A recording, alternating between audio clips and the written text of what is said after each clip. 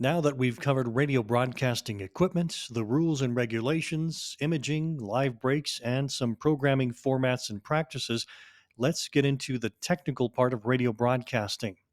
Of course, there are many types of communications: over the air radio and TV broadcasting, wireless, two way radio, and satellite technology, but we're only concerned with radio broadcasting in this course.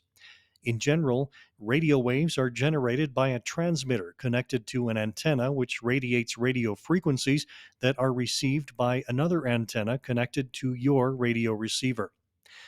Now, there are two waves that are important to understand in both types of radio broadcasting. A carrier wave is produced by the transmission system to carry the information through the air. A second input, information, or modulation signal, in our case, audio signal, is then added on the carrier wave through two different methods.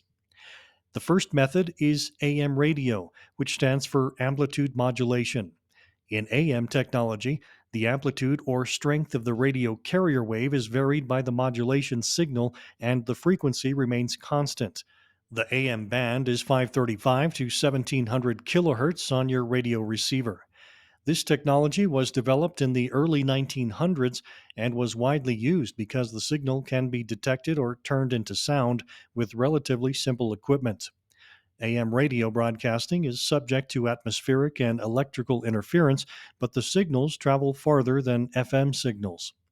AM radio also has a limited sound quality and therefore mainly used for news and talk programming rather than music, which sounds better with higher fidelity.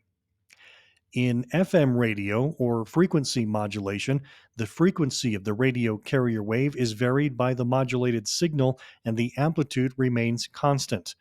The FM band is 88.1 to 107.9 megahertz. FM radio was developed in the 1930s to overcome the interference problems of AM radio. And if you remember from the beginning of class, KANW was licensed as New Mexico's first FM station. All FM transmissions are line of sight, meaning the transmitting antenna and receiving antenna need to see each other. Because of this, FM stations are subject to terrain interference and don't travel as far as AM signals.